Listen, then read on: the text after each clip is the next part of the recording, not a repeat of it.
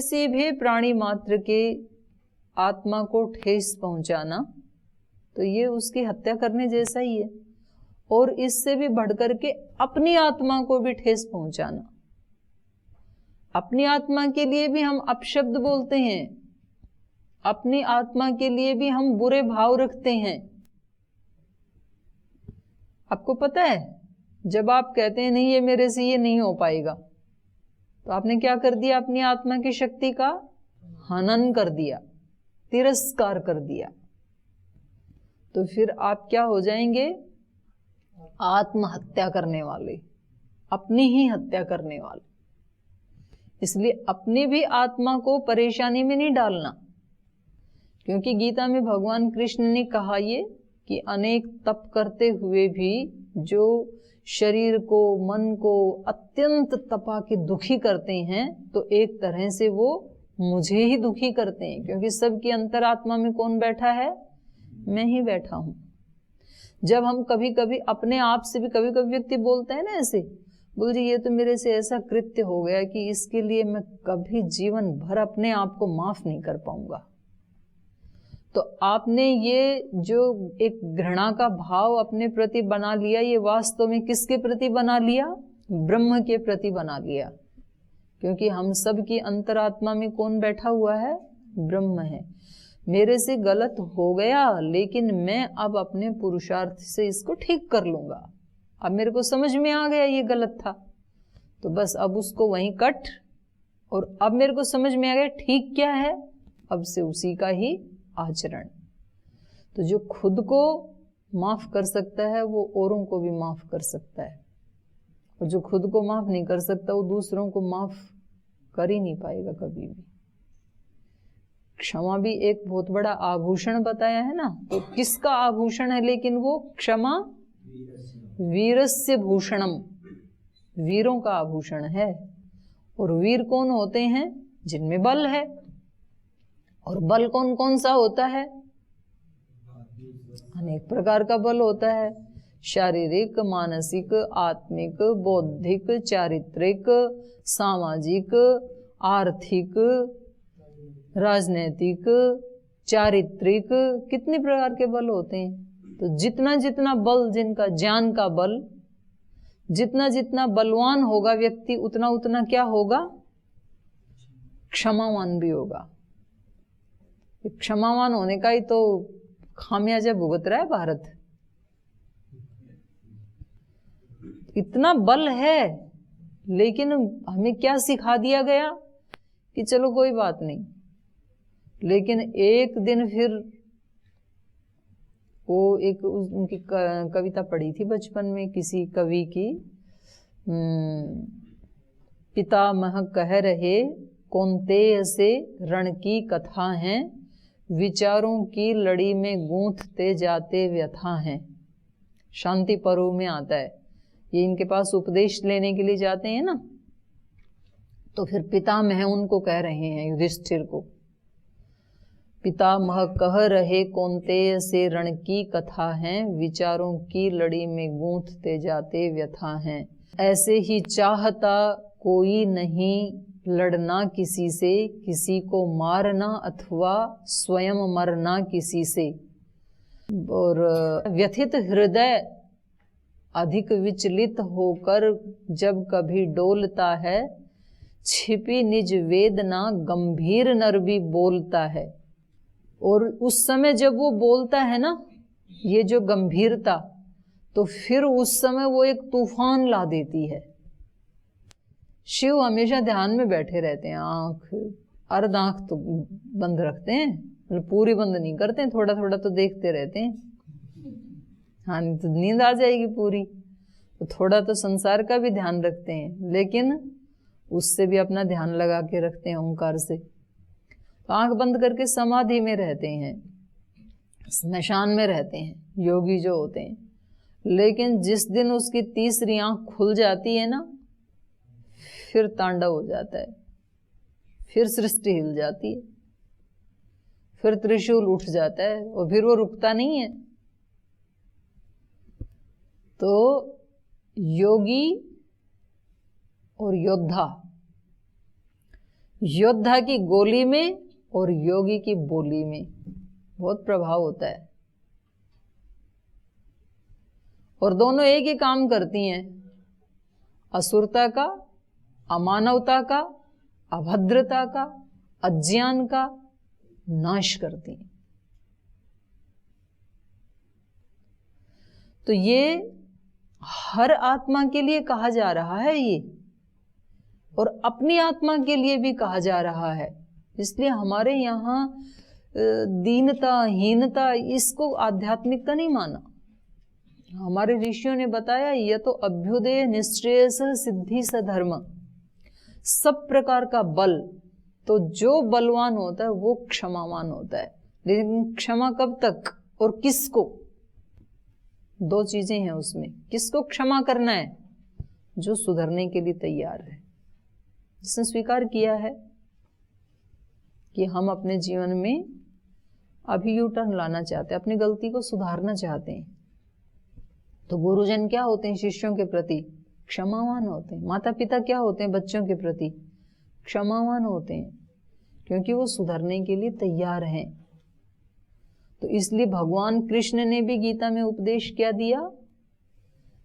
साधु रेव स मंतव्य अपि सुदुराचारोपि, भले ही कोई अत्यंत दुराचारी व्यक्ति भी अनन्य भाग भजते माम, अनन्य भाव से जब मेरी शरणागति में आ जाता है, मेरा भजन करता है, तो उसको कैसा मानना चाहिए?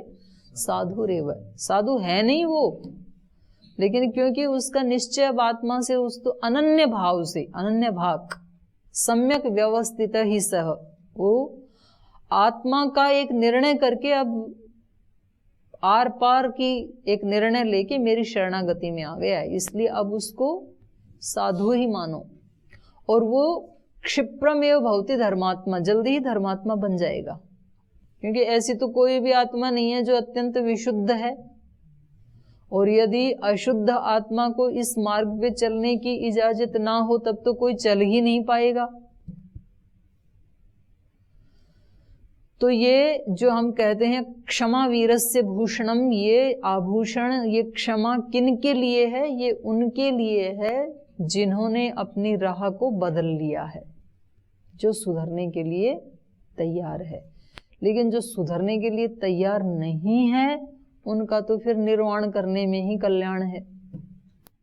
तो हमारे सब देवी देवताओं ने निर्वाण किया ना उस असुरता का। फिर राम जी तो मर्यादा पुरुषोत्तम श्री राम है, लेकिन जब देखा कि रावण के सुधरने के कोई आकार प्रकार ही नहीं है, तो फिर निर्वाण करना पड़ा।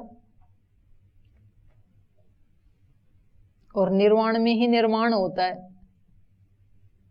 जितना जितना असुरता का निर्वाण होगा, उतना उतना सत्य धर्म का निर्माण होगा। योगेश्वर कृष्ण तो योगियों के भी योगी थे, तो उन्होंने भी देखा कि कौरव जो हैं ये सुधरने वाले नहीं हैं। शांति संदेश बहुत ले जाकर देखे। राम जी ने भी दूत भेजे, अंगद को भेजा, हनुमान को भेजा, पर वो आतताई तो विदेश में बैठा था रावण तो उसका नाश किया फिर, क्योंकि वो सुधरने को तैयार ही नहीं था।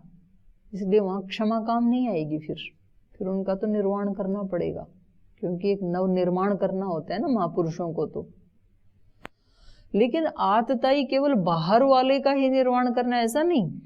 वो अपने देश में भी है और अपने घर में भी है बेशक, उसको भी क्षमा नहीं करना।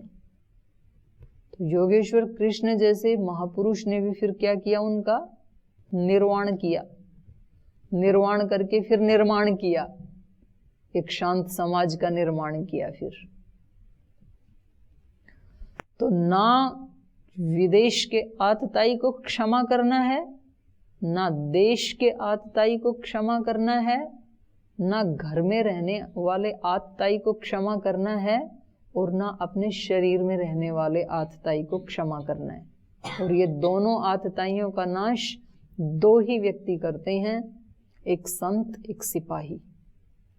एक पूरे राष्ट्र के प्रति वफादार होता है और दूसरा पूरी मानवता के प्रति वफादार होता है, जो संत होता है ना।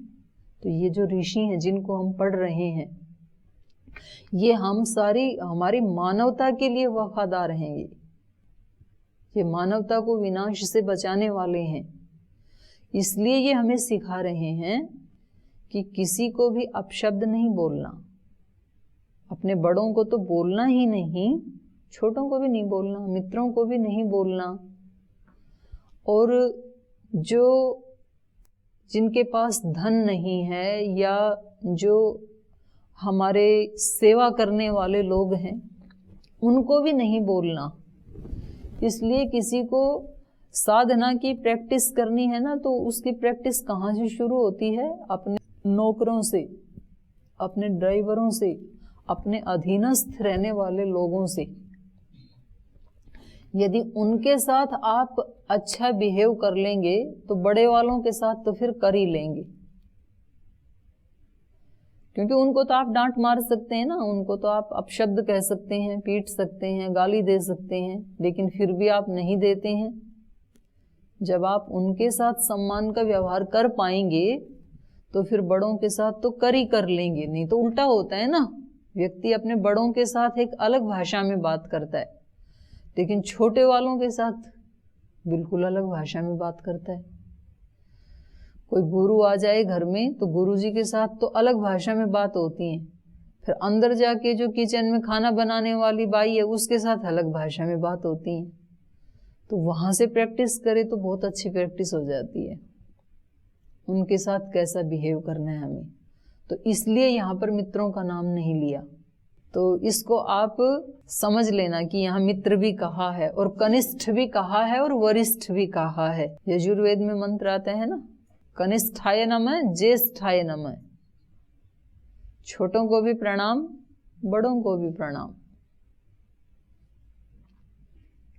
तो जितना जितना व्यक्ति के अंदर ये श्रद्धा, निष्ठा, आध्यात्मिकता जितना जितना बढ़ता जाएगा ना, तो उतने उतने उसके पास रहने वाले, उसके जो अधीनस्थ लोग होते हैं, वो फिर उससे भागना नहीं चाहते हैं।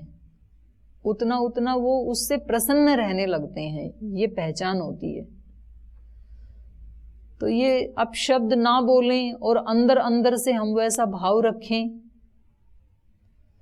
तो भी आप किसी को कोई घाव हो गया, फोड़ा हो गया और उसमें पस पड़ गया और उसके ऊपर आपने रेशम की पट्टी बांध दी, तो ये बाहर से तो रेशम दिखाई दे रहा है ना, तो ये रेशम की पट्टी दर्द को कम कर देगी क्या? या पीप को कम कर देगी क्या? या उस पीप से आने वाली दुर्गंध को कम कर देगी क्या? दुर्गंध तो आएगी। आपने अपने कमरे में बहुत अच्छे से किसी पोट में कोई गंदी चीज रख दी तो दुर्गंध आएगी कि नहीं आएगी? पैकेजिंग तो अच्छी कर दी, बस दुर्गंध को कैसे? तो हमारे आचरण की, हमारे व्यवहार की, हमारे कर्मों से सुगंध या दुर्गंध आती ही आती है। हर व्यक्ति का अपना एक व्यक्तित्व है, हर व्यक्ति की अपनी एक सुगंध है, एक दुर्गंध है। तो वो उसके आचरण व्यवहार से आती है, पता लगता है उसका।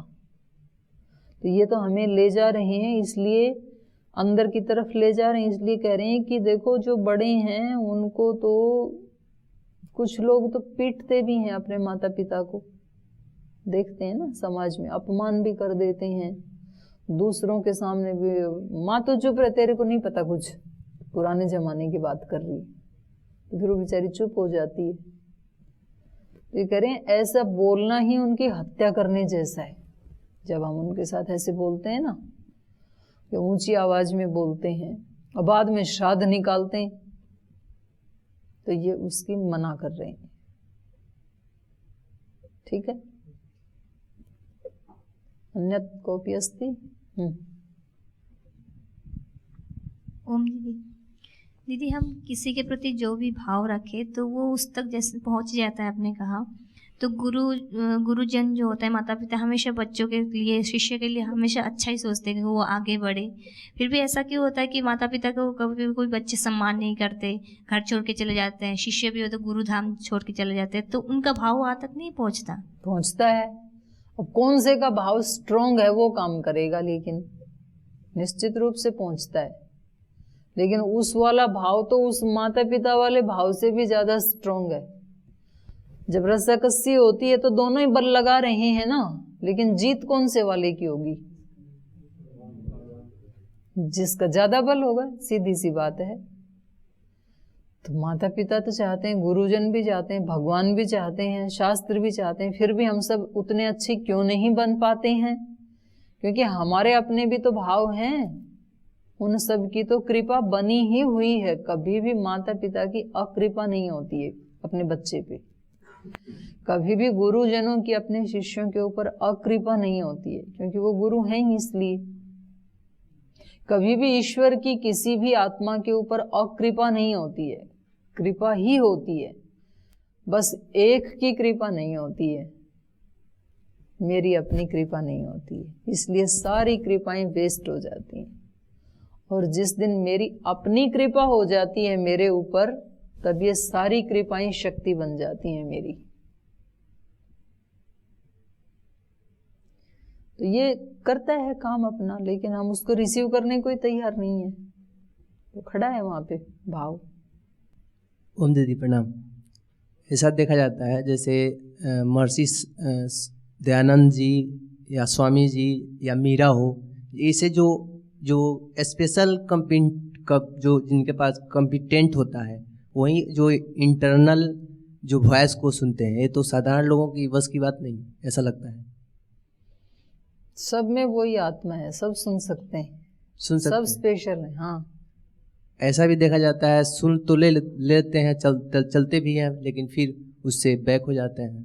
हाँ, ऐसे भी होता है, क्योंकि उनके संस्कार कुछ कदम चल के फिर वो संस्कार काम नहीं करते हैं, फिर लड़खड़ा जाते हैं जी। रेस में बहुत लोग तो दौड़ने के लिए खड़े होते हैं ना जी, एप्लीकेंट तो बहुत होते हैं, फर्स्ट सेकंड थर्ड तो 3 ही आते हैं, बाकी तो बीच के रास्ते में। यहाँ भी गीता में भी बताया कि हजारों मनुष्यों में से कोई एक साहस करता है इस राह पे चलने का, और फिर उन चलने वालों में भी लक्ष्य की प्राप्ति पे कोई बिरला ही पहुंच पाता है जी। तो ये हम प्रैक्टिकल भी देख रहे हैं। यहाँ गुरुकुल में जितने भी भाई बहन आए हैं, वो सब किस भाव से आए हैं? अध्यात्म के पथ पर चलने के लिए ही तो आए हैं अपने घर से, सबका एक ही तो भाव था। लेकिन इसमें भी हम देखते हैं कि जब यहाँ व्रत पालन की बात आती है, प्रैक्टिकल करने की, तो कुछ तो बड़ी श्रद्धा से उसका पालन करते हैं, कुछ शर्मा शर्मी करते हैं, कुछ करते ही नहीं है, और कुछ करते भी नहीं है और शिकायत भी करते हैं कि हमें ऐसे करवाया जाता है, हमें बाहर बिठाया जाता है, पढ़ने के लिए कमरे में नहीं रहने दिया जाता है। तो ये अंतर क्यों आया? है ना अंतर, संस्कारों के कारण है जी। तय तो होगा। प्रणाम दीदी। यहाँ विज्ञान दोबारा बता रहे थे 17वां खंड में जी, और 7वां खंड में भी विज्ञान का महिमा बताएं, और फिर 17वां खंड में भी बोले कि विज्ञान की उपासना करो। 7वें खंड में क्या बताया था? विज्ञानम वाव ध्यानत अभूय, मतलब ध्यान से बड़ा विज्ञान है।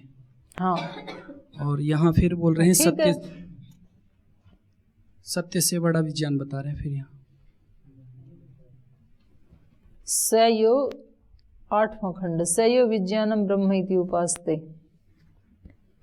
विज्ञानम वाव ध्यानात् भूय, विज्ञानेन, वहां पर विज्ञान की बात कही जा रही है जो विज्ञानमय कोश है, मतलब जो ठीक जानकारियां हैं,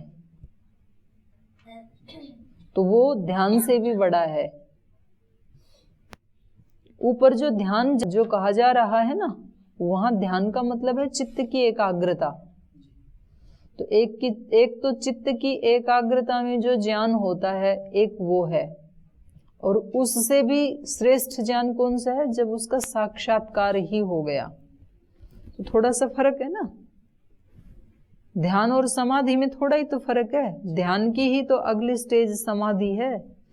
तो ध्यान में क्या होता है? एक तानता होती है, और समाधि में उसका साक्षात्कार हो जाता है। तो ये हो गया। और यहाँ पर क्या कहा जा रहा है?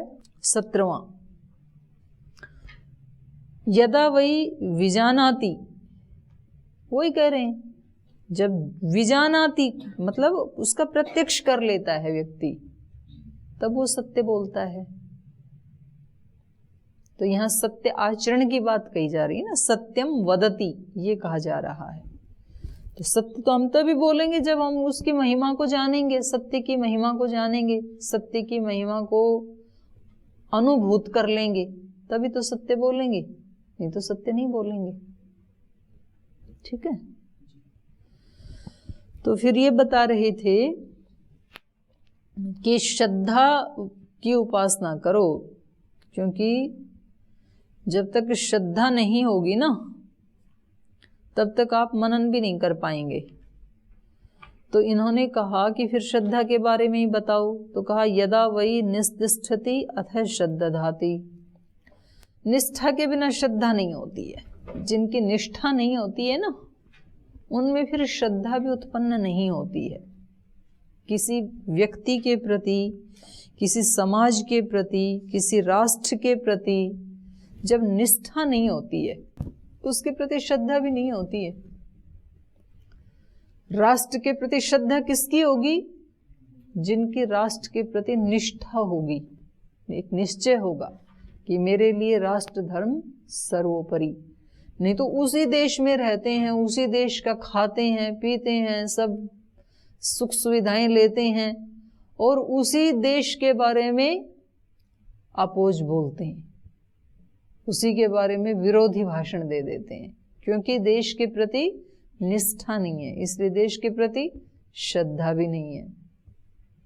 जिस गुरु के प्रति, माता पिता के प्रति निष्ठा है कि मेरे लिए यही भगवान है, तो उनके प्रति फिर श्रद्धा बढ़ती चली जाती है और उनसे भगवत्ता अभिव्यक्त होने लगती है उस व्यक्ति के लिए जिसकी श्रद्धा है। इसलिए एक ही व्यक्ति, एक ही गुरु अलग अलग आत्माओं के लिए अलग अलग रूप में अभिव्यक्त होता है।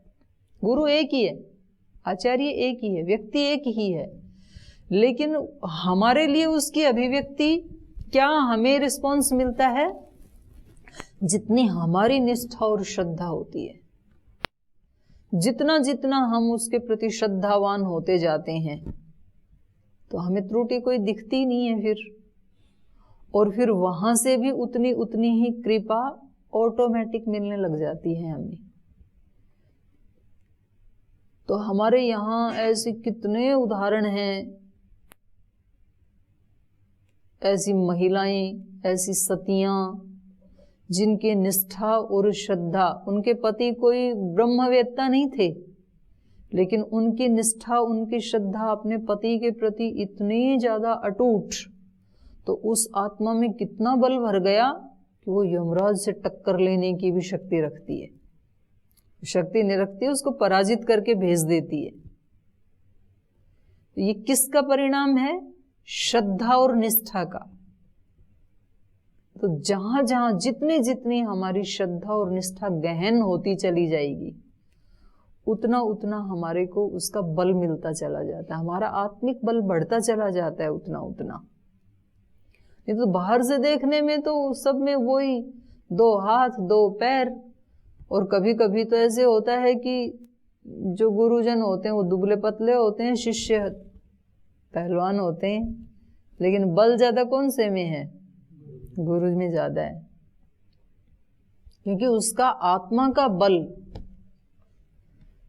मतलब ठीक है, अभी देश की शहादत का बदला देश के वीरों ने बहुत गौरवपूर्ण लिया, तो आज तो सबके मन में मतलब राष्ट्रभक्ति की बातें आ रही हैं, सब ट्वीट कर रहे हैं, व्हाट्सएप कर रहे हैं, फेसबुक पे डाल रहे हैं, कुछ लोग उसमें तुकबंदी कर रहे हैं, कविता बना रहे हैं, आज तो सबको बात आ रही है।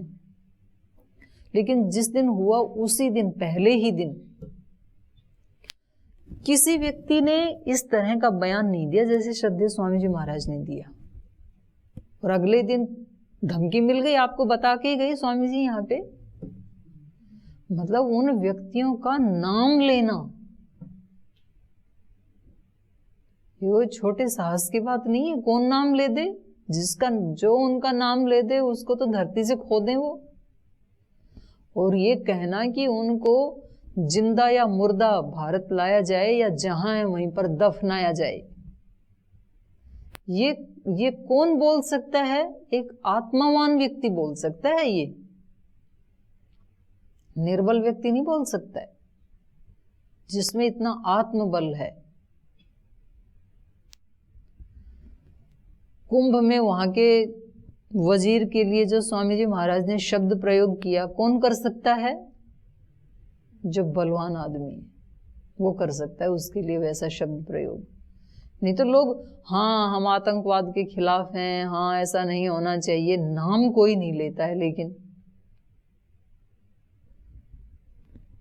ऐसे उनसे भिड़ना, देखो जो ऐसे जो ऋषि होते हैं ना, उनका किसी आत्मा से वैर भाव नहीं होता है, उनका दोषों से वैर भाव होता है। तो हमारी लड़ाई किसी देश से नहीं है, कोई पाकिस्तान से नहीं है, लेकिन आतंकवाद के खिलाफ है। हमारी लड़ाई कोई कांग्रेस पार्टी से नहीं थी, लेकिन सब बोलते स्वामी जी आप इनका नाम मत लिया करो ऐसे, जिसने कांग्रेस के लोगों का नाम लिया उनको धरती से खो दिया, आप ऐसे नाम मत लिया करो स्वामी जी। तो लेकिन जब वो एक शुद्धिकरण कर दिया उसके बाद हमारा कोई वैर नहीं है, अभी कोई नाम नहीं लेते हैं। तो ऐसे जो लोग होते हैं शुद्ध आत्मा वाले और आत्मिक बल वाले, उनका जो वैर होता है वो असुरता से होता है, अधर्म से होता है, अज्ञान से होता है, अत्याचार से होता है, आत्मा से नहीं होता है उनका। तो ये कह रहे थे कि जिसकी निष्ठा जितनी जितनी आगे बढ़ती जाएगी उतनी उतनी उसकी श्रद्धा भी बढ़ती चली जाएगी। तो फिर क्योंकि इनकी निष्ठा पूरी है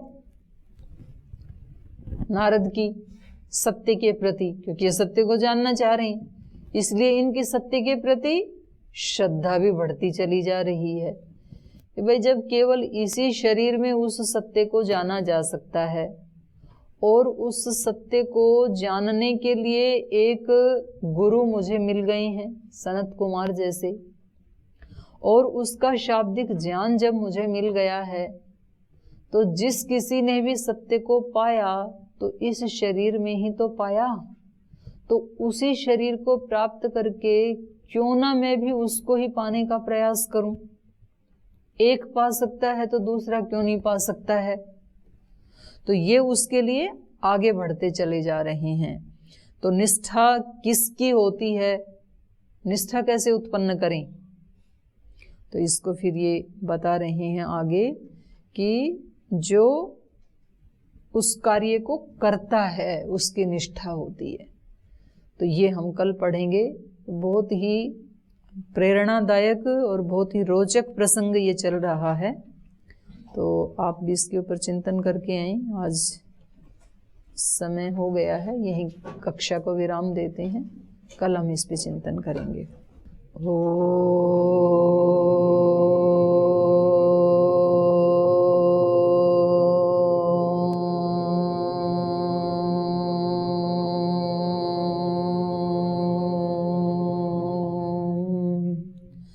शांति शांति शांति ही।